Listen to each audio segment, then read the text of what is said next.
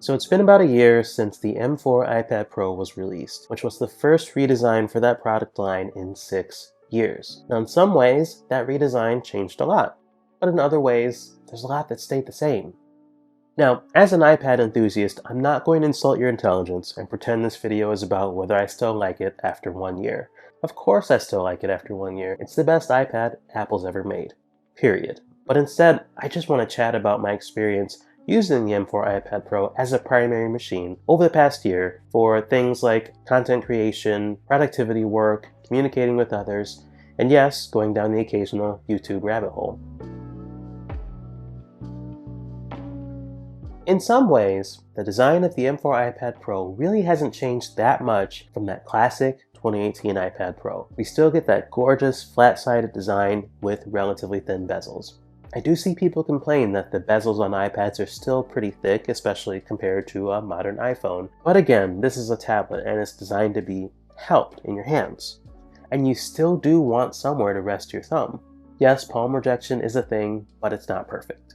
The big selling point of this redesign was the radically thin design. Even after a year, the novelty hasn't really worn off. Every time I pick up my iPad Pro, it still kind of shocks me a bit how thin and light it is. Now, I know a lot of people think that making an iPad thinner is pointless at best or a detriment to battery life at worst. But for the 13-inch Pro, that size and weight reduction really does make it a much better tablet. It's much less cumbersome for things like carrying it around the house, to listen to music, bringing it to bed to respond to emails or to read. These are things that you could do with the 12.9-inch model, but because it had gotten so thick and heavy, it was a little more annoying than maybe you would like.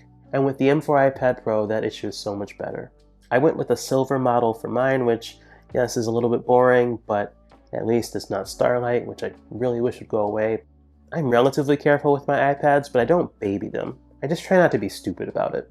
And it's held up pretty well over this last year. There are definitely some scratches on the back, especially on the Apple logo, but they're not terribly noticeable. Other than that, there's no dents on it, and it hasn't bent, which I know is always a bit of a concern with some of the thinner Apple products. This has been fine. Leading up to the M4 iPad Pro, I really thought the jump to an OLED display would have a bigger impact on my day-to-day usage. And it turns out it really hasn't mattered almost at all. In terms of reading text or editing documents or even working on videos, to my eyes, I don't really see a difference between the OLED display in the M4 iPad Pro and the mini LED display in my 12.9-inch M1 iPad Pro. So one unexpected benefit of the new display has been in response times. I've read this complaint over the years that even on Apple's higher refresh rate displays, that Apple's screens actually have slow response times compared to some of their competitors. I literally never noticed that before getting the M4 iPad Pro. Now when I go back to my M1 iPad Pro, I can absolutely see the ghosting. It's something I can't unsee. So overall, the display has been a win, but not the transformative experience that I was maybe hoping for. I will say it is kind of nice though, that as of the time of this recording, the best display Apple ships is on an iPad Pro.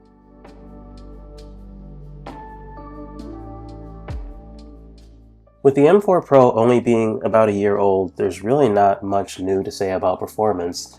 The device is still just as fast and responsive as it was on day one, and outside of some more complex timelines in Final Cut, I haven't really seen the machine get bogged down or really lag at all. Generally with iPads, you don't see any performance degradation for the first few years, so I would expect the M4 Pro to remain just as fast and responsive really for the next 3 or 4 years before we start seeing any issues. So in terms of thermals, I found the M4 iPad Pro, as you would expect because of its efficiency, to be the coolest running iPad of any of the iPads I have here, but not by a ton. I also see a lot less of the iPad being unable to charge when in my dock, because the iPad gets too hot when it's plugged in. That still happens, absolutely, but it's happened less than it did for my M1. The M4 Pro has a graphite sheet behind the Apple logo to help with managing the heat that's generated by the chip. It doesn't feel as warm during note-taking sessions, but it still gets warm. Same thing with games. So while there is an improvement, I don't want to oversell this and say, like, if you think your iPad gets too hot while you're taking notes, the M4 is the way to go, because it's not. It still gets warmer, honestly, than I would like, and I don't know how or if Apple can address that, but it's not going to be as bad as some of the older iPads or even the M3 iPad Air, which I recently reviewed.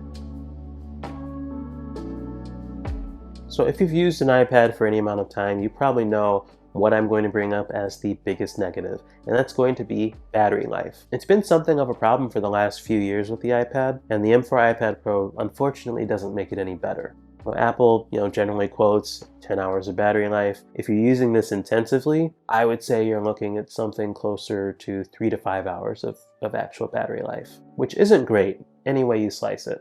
And this is something I'm kind of two minds about because I love thin devices, if you can't tell. But the trade-off in making something thinner is the battery gets smaller. And that always used to be a bit more understandable to me until we started getting these thin ARM laptops running Mac OS or Windows that get significantly better battery life than the iPad. Obviously the iPad is not a laptop and it has a different set of constraints, but it does seem like actual real-world use battery life should be better than it is today. Alongside my iPad Pros, I also picked up the Magic Keyboard and the Apple Pencil Pro.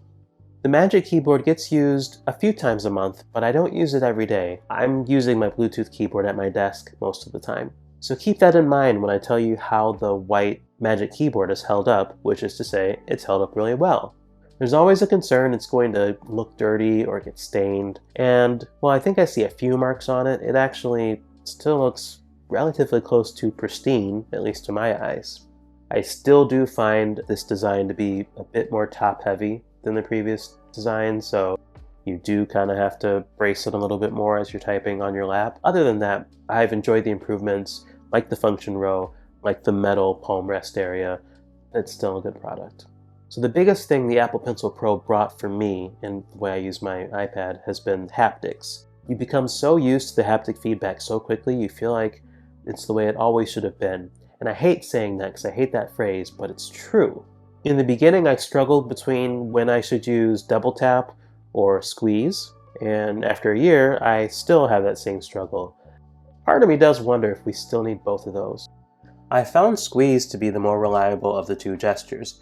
Every time I squeeze the pencil, I see the effect, whereas with double tap, I have maybe a 50 or 60% success rate of getting the gesture to register properly.